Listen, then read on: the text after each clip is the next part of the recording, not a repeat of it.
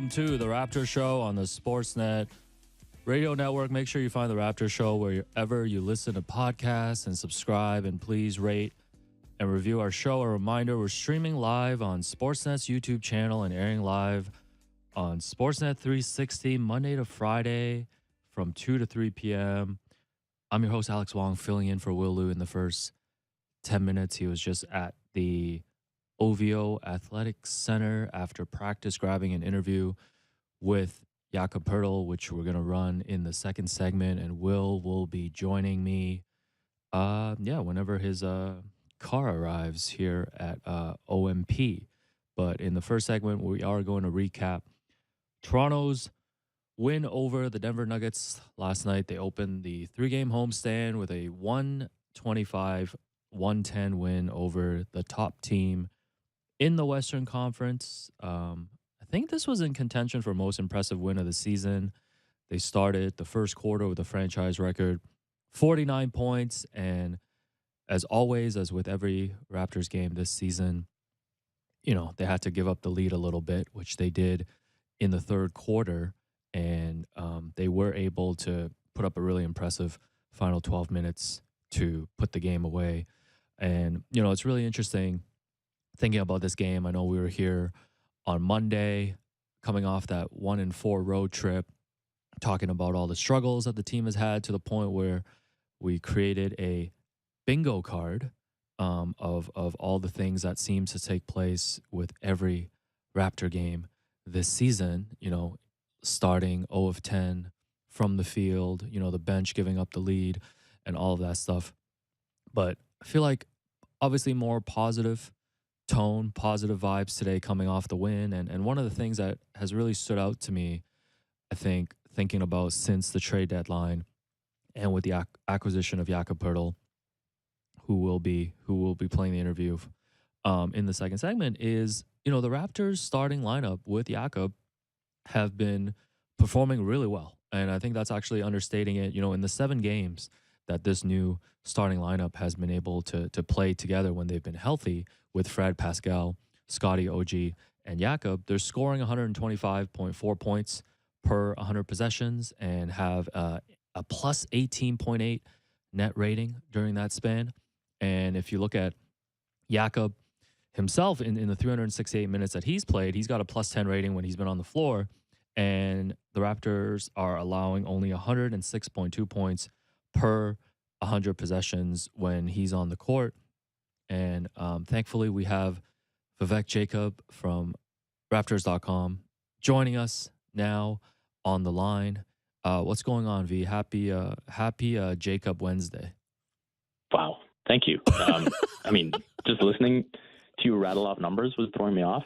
I wasn't sure if I was on the right show. You know what? It was throwing me off, man. I was tripping over myself, just being like, what universe is this that I'm in? V, you were at the game last night, and first of all, thank you for joining us on the show on such short notice. But you were at the game, and I was going to talk about the starting lineup, and obviously Fred having a huge game, and the Raptors having this impressive win. What were the things that stood out to you? Because it's been very rare this season to see a win like that from the Raptors. Yeah, I think first off, obviously the start, right? Like, you drop 49 points in the first quarter. The offense is in a flow. Fred VanVleet is in a flow. I thought Scotty Barnes started really well as well. And then you have the matchup where OG just seems to love going up against Nikola Jokic. And I think the added bonus of having Poeltl in the back line, being able to help off Aaron Gordon if he needs to contest at the rim if Jokic does indeed get in there. Nick Nurse talked about the importance of having OG pick up Jokic full court, because that is something he likes to do, right? Just bring the ball up and run the offense from there. I think taking some of those touches away has been really important, and they continue to execute that really, really well. With Fred, I think the way he's playing in March, this is what he talked about coming into the season, right? That he wanted to peak at the right time. So far in March, he's at 19.5 points per game, 9.5 assists, 2.7 steals, shooting 42% from three. And so you hope that this continues, because obviously he has great chemistry with Jakob Poeltl in the pick and roll. I was joking that last night he was seeing five Ben Taylors and Nuggets jerseys, and hopefully that's the case for the rest of the season. Yeah, no, he had a great game. And like just speaking on Jakob, this being Jacob slash Jakob Wednesday. As you know, V, I'm gonna beat any joke into the ground, especially with you. Yeah. Do you think Fred is the biggest beneficiary when it comes to the Raptors having added Jakob to the starting lineup? Without a doubt. I think when you look at just being able to operate in the half court, having that outlet in Yak who can make decisions, at the nail, at the mid post, can take it strong himself to the basket. I think that's something that the Raptors just have not had. And so I think that's a huge bonus for Fred, just having a legitimate big man that he can run the pick and roll with. You saw some of the criticisms before the trade of, in terms of how he operated in the half court. And you're seeing how much of that was limited by not having a legitimate big man. And so I think he's been a huge beneficiary on the offensive end. And I think defensively as well, again, having Jakob Poeltl as a rim protector has aided him. I think there's times where he can get beat, but this buys him time to recover. And I think all those little things make a difference in how we watch Fred defensively. And so, yeah, for sure, he's a huge beneficiary, but I'd put OG up there as well. Obviously in this case, he was matched up against Jokic, but in general, when you look at the other matchups he's had, whether he's going up against a DeRozan or a Beal or a Kawhi or a Paul George, like he can focus on that without worrying about taking a beating from a center at another point in the game, right? And so I think that's another beneficiary. Nick Nurse mentioned how Jakob's rolling is opening up three-point looks for him. And so we've seen him shoot the ball really, really well, especially the last 4 games. And so I think that's probably the second guy I'd put there in terms of beneficiaries from Jakob's arrival.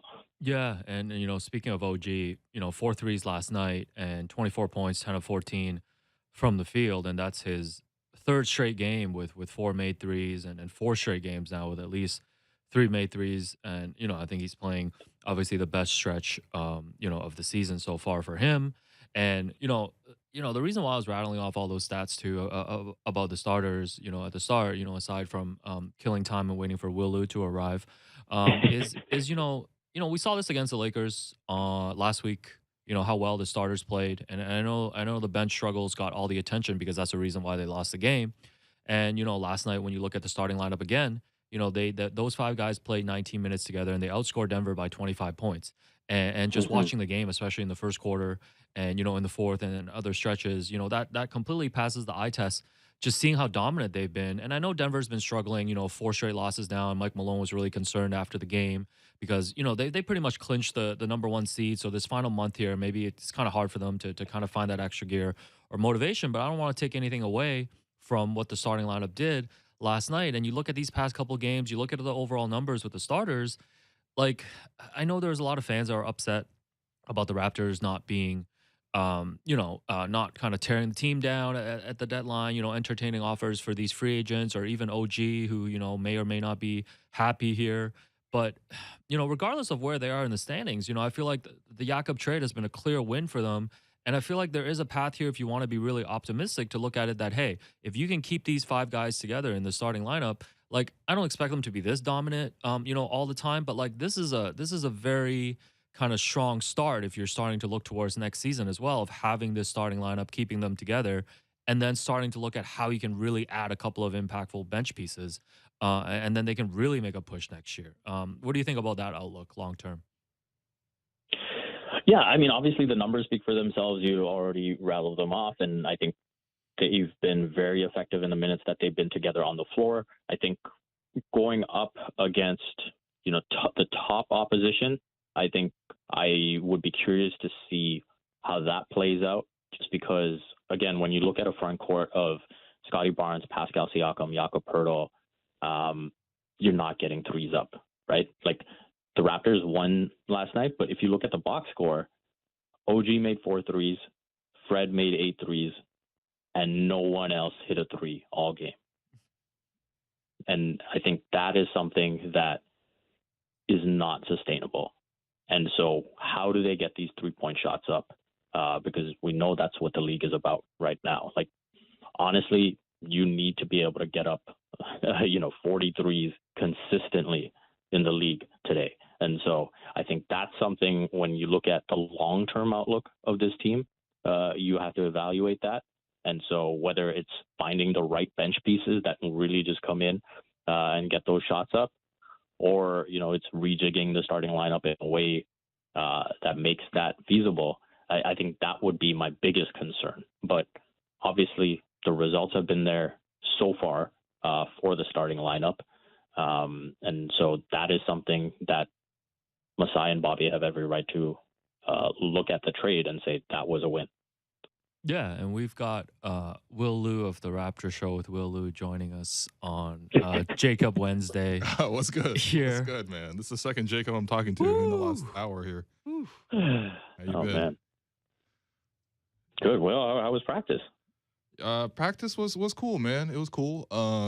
Shouts to Raptors PR for once again hooking up another interview, exclusive, coming up on the second half of this program. But no, practice was good, man. Yak actually spent a lot of time afterwards getting extra shots up and watched a lot of one-handed flick shots.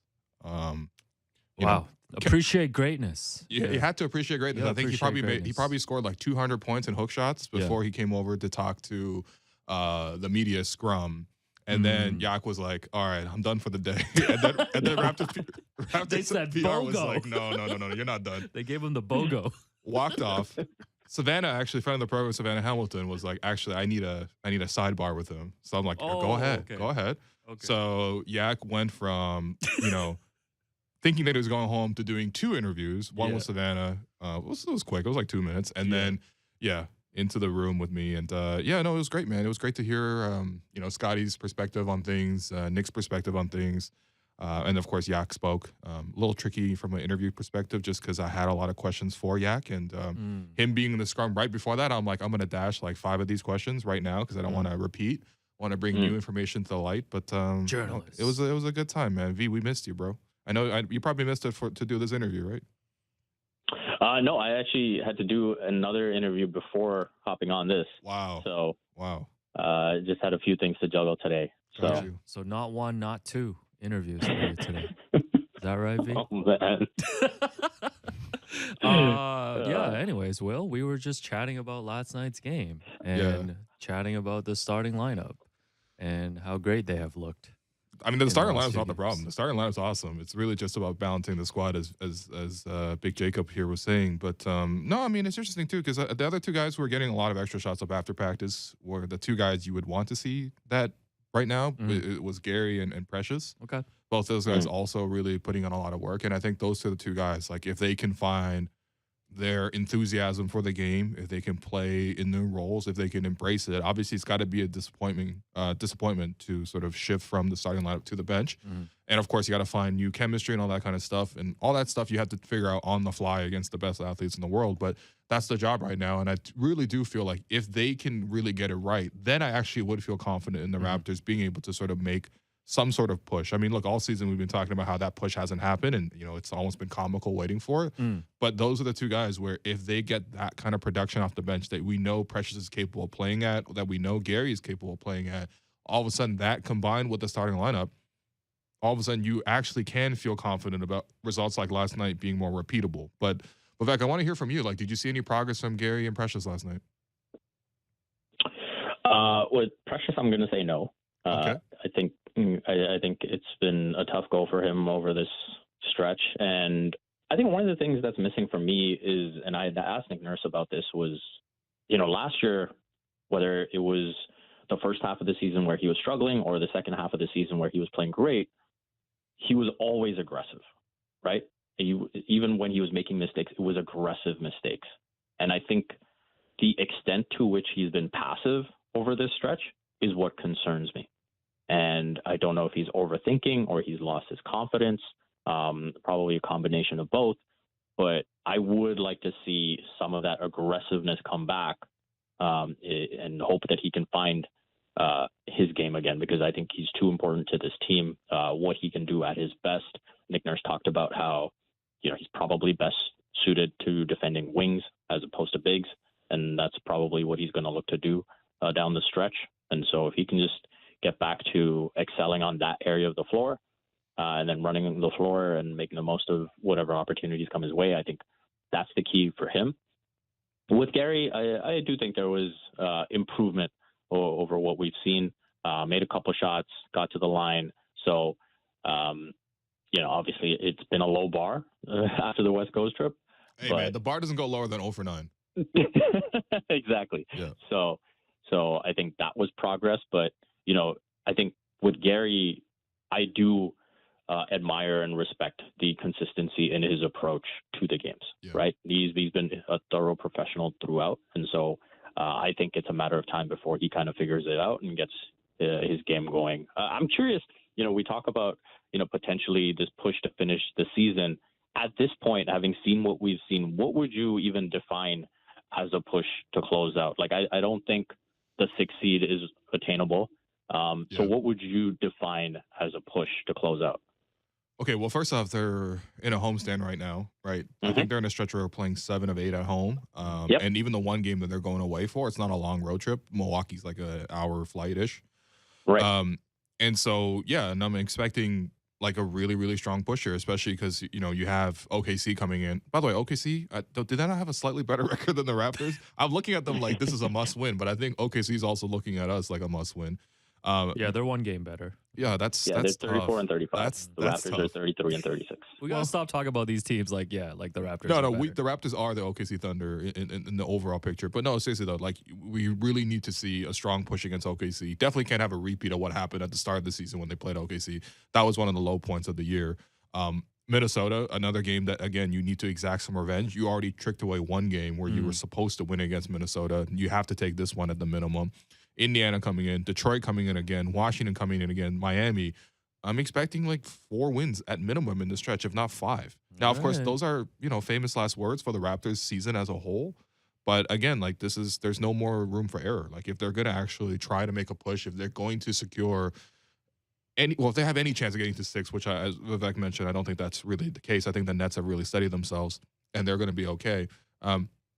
If you're going to at least be in the 7-8 position, which is infinitely better than being in the 9-10 position, you need to take these games. And I don't see why a fully healthy Raptors team with Jakob Poeltl in bringing a lot of balance to the starting group and really enhancing things, that can't be done. To me, it's more about can you figure out how to get Gary good and how to get Precious good. And for my part, I mean, we'll see in the games, but I mean, seeing them stay after practice and getting those extra shots up is the right way to go. Yeah, no, I think that's fair. And I think, again, like we talked about this so much, it's like, great win last night. So let's build off that. Let's see that 1 week of consistent basketball. It's coming this man. week, it's right? Coming. Like let's see it this week. Let's get that win against OKC, get that win against Minnesota. And I do think if you're just looking in the context of the play-in, and I know a lot of people are not very excited about the play-in and the fact that the Raptors are basically stuck there, regardless of seeding for the rest of the season. I think you do make a really good point about the 7-8 because, the 7-8 gives you 2 chances, right? Like you have 2 chances to win 1 game, essentially, worst case to get in. And I think that fits the Raptors really well. You get to lose 1 and then win 1. It's literally a mid-off. Wow. Yeah, which is way better than the 9-10 where you have to win 2 in a row. And at least one of them is going to be on the road. So if they do want to catch anybody, I think it is going to be Atlanta. They're 1 game back of Atlanta right now. And like Will said, you look at the schedule, you look at these 8 games, 5-3. I don't know if you want to dream 6-2 is doable. And like, this is actually it. There's only 6 games after this 8-game stretch. So like, this is actually it now to make the push. Yeah. And I think if you have success over this stretch, like I think you got to get minimum 5 wins, ideally more. But if you look at the final stretch, like if seeding is in place at the top of the conference, those final 3 games are Boston, Milwaukee. And obviously on the surface, that looks like, oh, that's the worst possible way to close out the season. But if Milwaukee have the number 1 seed wrapped up, if Boston has the number 2 seed, I mean, Philly's probably going to be pushing them, so that might be a little tight. But if that seeding is kind of wrapped up, then they might be resting guys. And so that might give you a chance to grab a win that you might not have expected. And so that's where you throw in the importance of this stretch, possibly picking up wins to finish the season where, you've got Charlotte twice as well. There is an opportunity to really finish strong. Yeah. But then again, we've been talking about with the Raptors all season. This made a whole bingo card on Monday. Yeah, well, no bingo for you, man. Raptors Sorry. PR was a big fan of that, apparently. Were they? No. In any case, yeah, I wanted to ask. I mean, the bigger thing for me is just like I would feel a lot more confident about the Raptors making this push if Pascal Siakam got back to playing at his level. And I thought like last night in the fourth quarter, it was important that I think he made 3 baskets in the fourth quarter, all of them through post-ups. On Jamal Murray. Yeah. Jamal Murray, he had one against Christian Brown, and he also had another one there as well. But to me, I'm just like, look, if Pascal can get back to his form at the start of the season and whatever is causing this current slump, then I would actually feel really great about it. But until I see that from him, there is still that overall consistency where it's like, look, listen, as well as Fred played last night, that's the best game of the season for him. Right. And it's not consistently at that level where you expect him to carry it for you, both scoring and playmaking and on defense. Scotty can take that mantle occasionally as well. And we've seen OG take that mantle as well. But the guy that we have seen it for the vast majority of the season has been Pascal. Vivek, did you see any signs of Pascal shaking out of the slump last night or no? Well, did I see signs of him getting back to being a 25-point scorer? No, not really. Did I see signs of him potentially playing better? Yes. And so I think when you look at March, like before we get to March, on the season, we have come to expect 25, 8, and 6 from Pascal. Yep. That's the standard that he set. So far in March, he's at 15, 6, and 5. Yeah. So his scoring is down by 10. He's shooting 41% from the field, 26% from 3. He's only getting to the line 1.7 times a game, which is nuts. That's the part to me that's like I can't believe it. There's multiple games where he's had 0 free throw attempt games. There's multiple games where he's had 1 free throw attempt games. That's just nothing close to sort of what we saw at the start of the year. Yeah, and I thought it was interesting that Nick Nurse made this comment pregame about how he thinks that some of the bumps that Pascal was getting foul calls on earlier in the season are not getting called now. And, maybe that's just getting, accustomed to that playoff whistle that's coming, or play-in whistle. And I think... Is there such a thing? And so I think, that might be a bit of an adjustment for him. I think obviously we know the Fred Jakob pick and roll getting its usage is also impacting Pascal. And so I think the adjustment to the role is another big thing. And then he's talked about some off-court stuff as well. Obviously hasn't gotten into any details on that, but just, maybe losing a bit of that joy. And so I think this is really important for him to close out strong and make a good impression in whatever play-in opportunities or playoff opportunities they get. Because at the end of the day, when you're this level of player, that is what you get judged on, right? And with Pascal, I think as much as we talk about the 25, 8, and 6, there is an expectation or a question of, hey, will we see this level in the postseason? And so he needs to rediscover that level within the current version of the offense and find a way to be successful down the stretch here. Got you. Yeah, no, I think that's the other part that you can never really figure out, right? Because I don't think it's a fatigue thing necessarily. I mean, it could be, right, just based on the fact that he's leading league in minutes, but I actually don't think in this case it's a fatigue thing. Even schematically, like I understand that like more of the offense is shifted towards Fred and Yak, but I don't see why Pascal and Yak couldn't run a ton of pick and roll, and I also don't see why that doesn't explain, for example, in the lineups where Fred and Yak are on the floor and Pascal is asked to sort of carry those groups, why he's also similarly ineffective. I do think that sometimes you see those moments of frustration. I mean, him getting into that little one-on-one with Aaron Gordon was a little strange. Oh, yeah.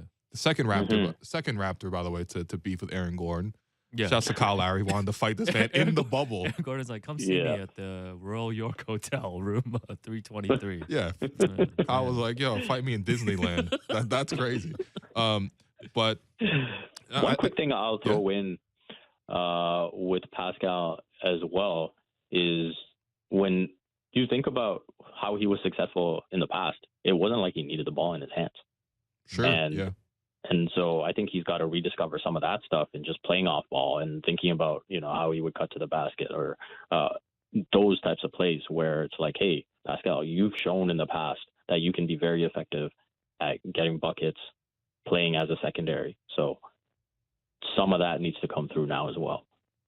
Yeah, no, I think that's fair. And I think that so much of this season has been like reorienting the style of play around Pascal. And I think that, that really felt like all that they had in a lot of the games through, February, December, January, that stretch. But there are more ways to play now. And I do think that, I think there are ways for Pascal to slide into that. At the same time, though, I really do think that, so much of this game is about sort of like managing your expectations, managing your emotions. And, people go through funks. It happens. Right? We've seen it with every single member of the Raptors this season. And as soon as that happens, the fan base wants to trade them. There is no tolerance for anything. And I guess that includes us as well. But no, I do think that, again, like Pascal at his highest level is at a higher level than any of the other guys that we've seen on the team on a consistent basis. And there just has to be a way to sort of find that, whether that's the coaching staff with him, whether that's him within himself, whether that's him and his trainers, whatever it is. Like, if we got that early start of the season, Pascal, with this current group, I actually would feel pretty good about them.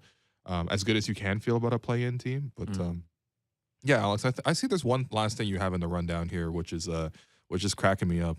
Oh, it's so is this the Herbie note? Yeah, it is the Herbie note. So go ahead. We know Herbie, we're big fans of Herbie. Yo, we got to get Herbie on the show one time. Yeah. He might reject it at this point. But yeah, he's going to say 9.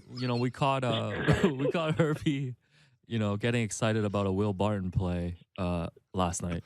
And I think it was a give and go with Jakob Poeltl in the fourth quarter. Yeah. And do you remember how he pronounced Will Barton? Yeah. He said, because Will Barton is like as clear cut of a name as it gets. Yeah. I mean, it's not like an American. You can like spice up Jakob Poeltl, or you can spice up Dennis Schroeder, or you can spice up, Juancho Hernan-Gomez or whatever. Will Barton has, is straight up, but he was Will Barton. Yeah. So he tried. He's from the Great Britain now. So we got some air drums from Herbie too. Oh yeah, that's right. The jump balls. The Jumbotron zoomed in on Herbie, and we didn't even mention Red Panda. I had to go see front of the program. Faisal Khamis at halftime. I missed the Red Panda performance. How could you? How was the legend? How was the OG Bull? Yeah. Well, first off, that's a great nickname.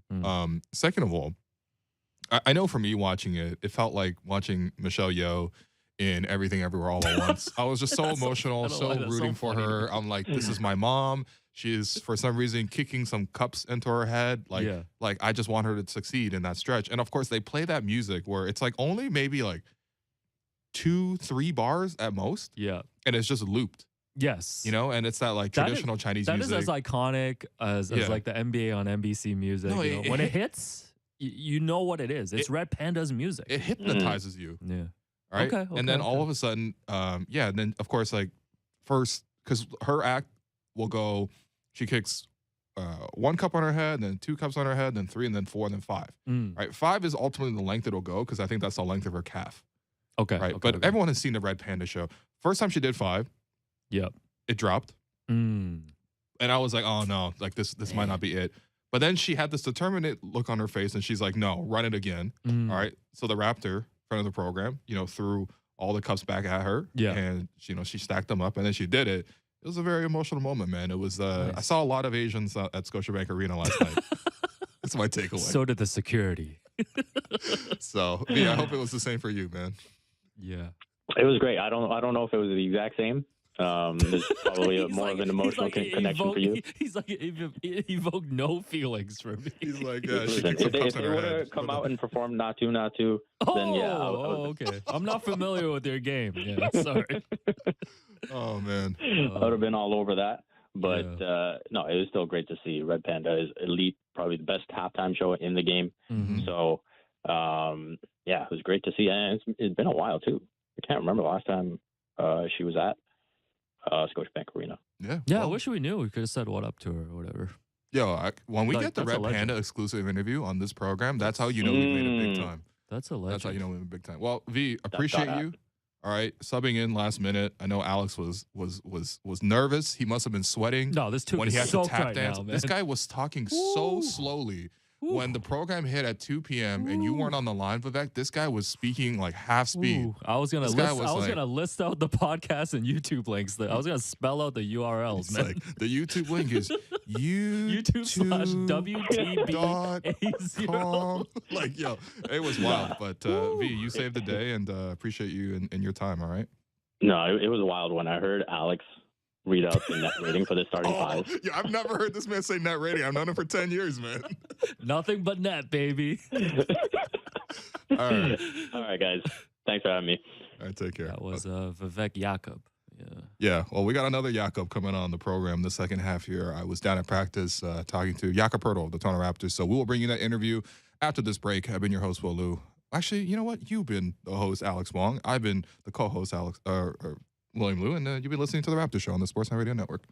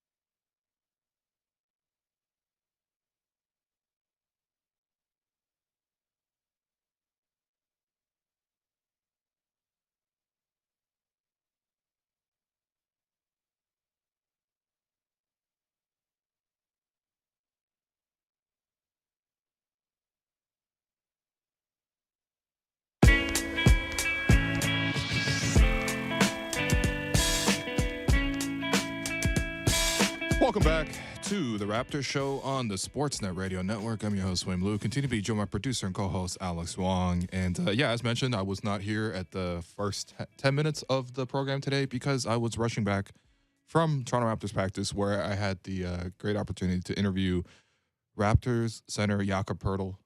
So here is that interview. Good. Because that's a horrible nickname.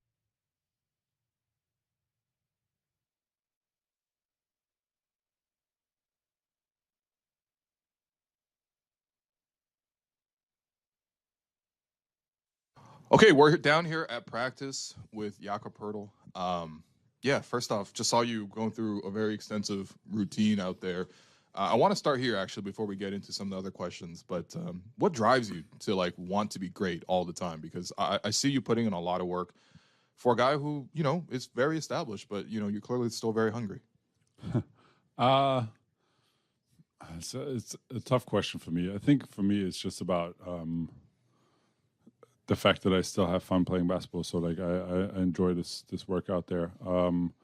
And I think over the years I found a good balance of trying to maintain the stuff that I do, trying to add some more skills, but not wearing the body out too much.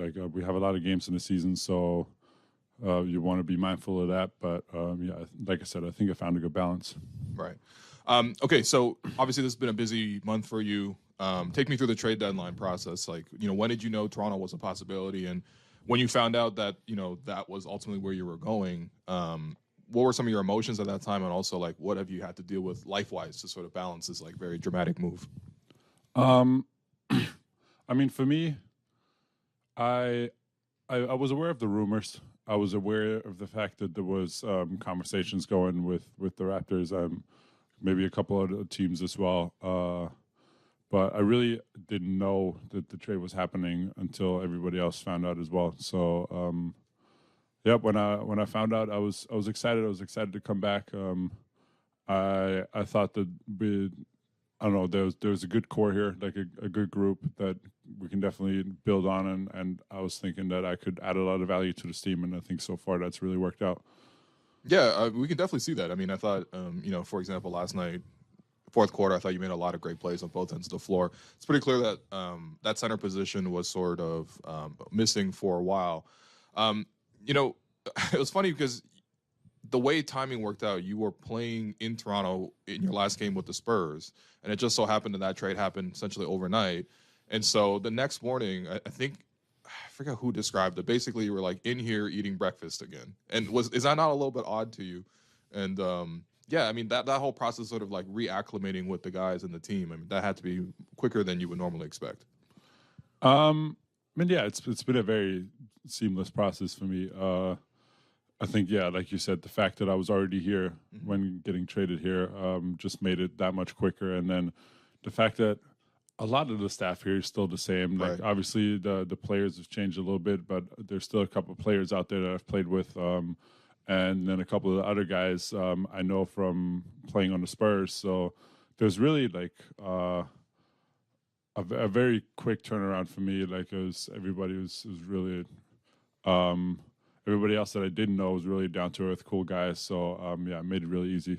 Right, for sure. Now, I actually wanted to ask you about the last time you were dealt too, right? Because I think everyone got DeMar's side of the story, and obviously that's very emotional. Because of how much investment he put into this franchise. And, of course, everyone focused on the Kawhi aspect because it was is he going to play for Toronto and sort of how is it going to work out? I felt like no one asked you, what went through your mind at that time. So I wanted to hear your side of the first time you were traded involving the Toronto Raptors. I mean, for me, it was tough. It caught me off guard a little bit, especially because I thought we had a really good thing going the year before. Coming off the bench with that young unit, we're really playing good basketball. So I kind of saw myself staying in Toronto for a long period of time. And then obviously the trade happened. So like I said, it caught me off guard. But the more time passed, the more I saw the upside, the opportunity of this trade for me, playing for a coach like Coach Pop, getting to develop in a system like they have at the Spurs, which worked out really well for me. So like I said, the more time passed after the trade, obviously in the beginning it was a little bit of a shock, but then I I saw, like I said, the opportunity. I wanted to grab that opportunity and make the most of it. And I think, yeah, my time with the Spurs, I very much enjoyed. So I think that's worked out really well for me.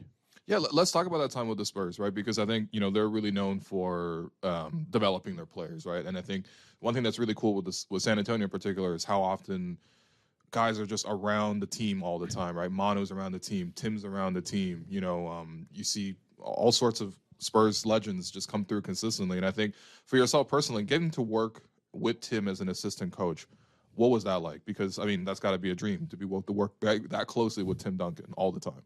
I mean, yeah, it was great. Like Tim's one of those guys. Like he's very down to earth. Like he's always down to help everybody out. So yeah, being able to work with him, he shared a lot of things with me. A lot of like small details that might seem minor, but like that can really help you out in a basketball game.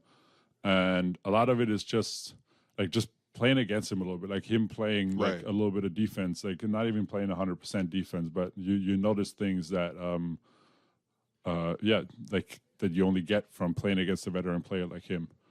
Right. Nick's pregame yesterday was talking about sort of, one of the reasons why you're so effective in the pick and roll. Sometimes you'll throw in this like very subtle fake as you're catching the ball, and then you're able to sort of step through and then finish at the rim. Those are those the type of little tips that a guy like Tim can really help you with, or is that something you've always had?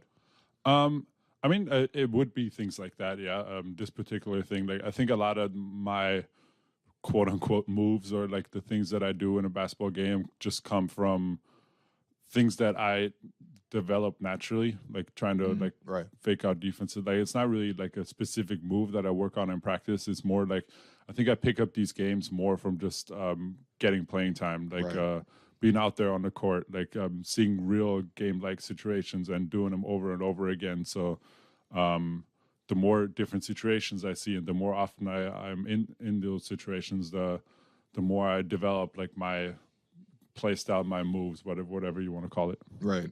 Now, another big part of developing in San Antonio, obviously, is Greg Popovich, right? A legendary coach.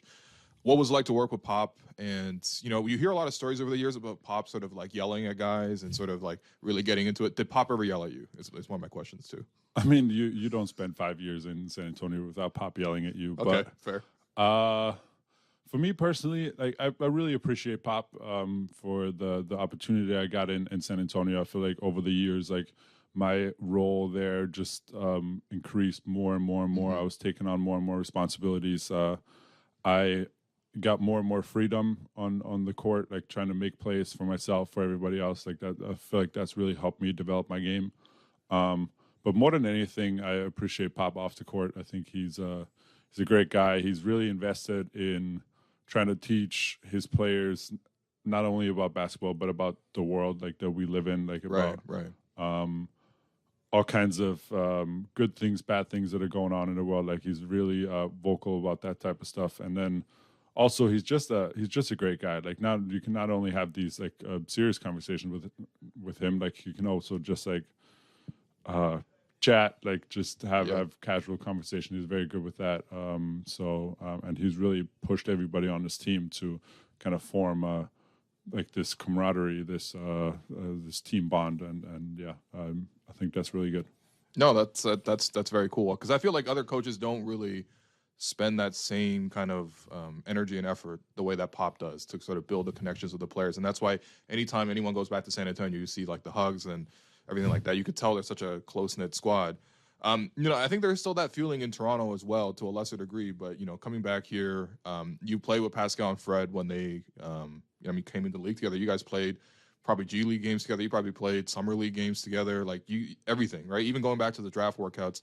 And I wanted to ask you, now that you've seen them both at the start and also right now as well, how do you think Pascal and Fred have changed as players? And then how do you think they've changed as people?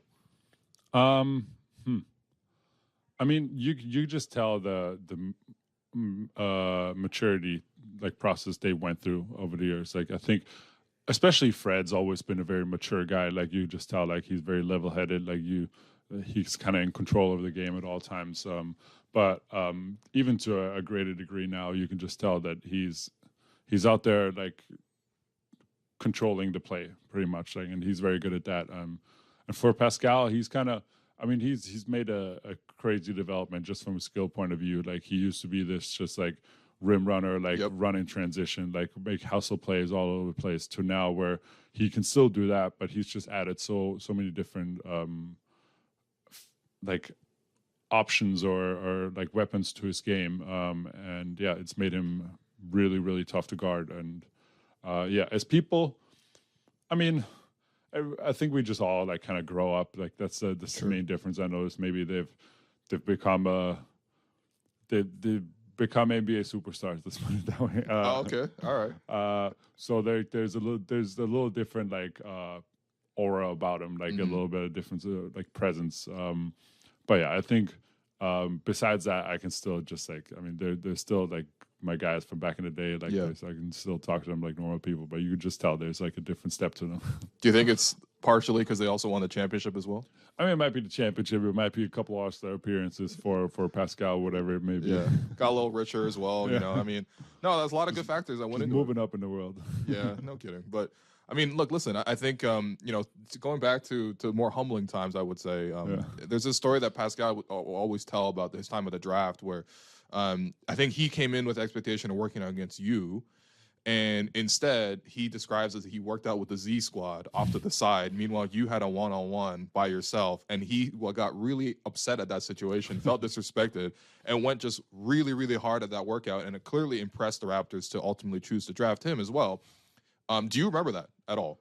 I do remember that. Obviously, I don't know I didn't know his side of the story until like I heard it from him, or like I heard it somewhere where he told it. For me, like going into the whole pre-draft process, like I was projected like somewhere in the lottery. Right. So I think most of my workouts were one-on-one workouts or like one-on-zero workouts type stuff. And I could see from his perspective, and like knowing the type of guy he is, I could definitely see him getting upset about that and like really wanting to prove a point there. And I think it's worked out pretty well for him because, or for me as well, because I don't think I would have wanted to go up against the Mad Pascal in that workout. Like it would have been a tough workout to say the least. Maybe it worked out for everybody, right? Because you know, obviously, you guys have become teammates and great friends as well. It's been great. Hey, last thing, actually, I wanted to finish off with rapid fire because I always do that, and so we'll go through some really quick ones. But I actually wanted to ask you just about playing yesterday as well. The MVP debate has been between Jokic and Embiid for 2-3 years now. You are a guy who actually plays center, has to guard both these guys. How do you sort of see it? Like, who is the more difficult guy for you to guard? I mean, they're so different. Like, I think Jokic is the type of guy, like, you're guarding him and, like, you feel like you're doing a good job, but at the end of the day, he still put up 30 points on 80% shooting like with night. 10 assists. Like, So, like, I think Joel Embiid is the more frustrating guy to guard because you have to be, like, 100%, like, aware of at all times. Otherwise, you're going to sit on the bench with 3 fouls real quick. Like, right. And he's so physical, like, and, like, athletic, plus has like the touch that he puts more pressure on you personally as a defense, whereas like I'd say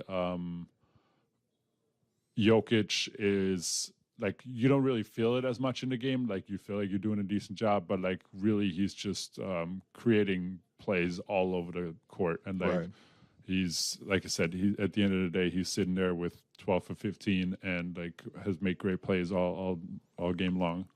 So yeah, it's just a different play style. I don't think there's a clear cut like guy that's better than the other here. It's just about what you value as a person and a basketball player. That's fair. I mean, you know, I feel like you can't go wrong either with other guys. You really can't.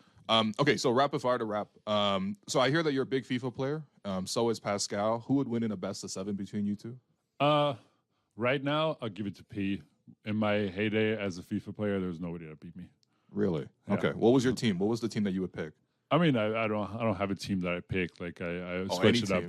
I usually go like a little bit lower than whatever the other person picks. Got you. If you weren't a basketball player, what would you be doing right now? That's tough. A volleyball player. Volleyball. You'd be very good at volleyball.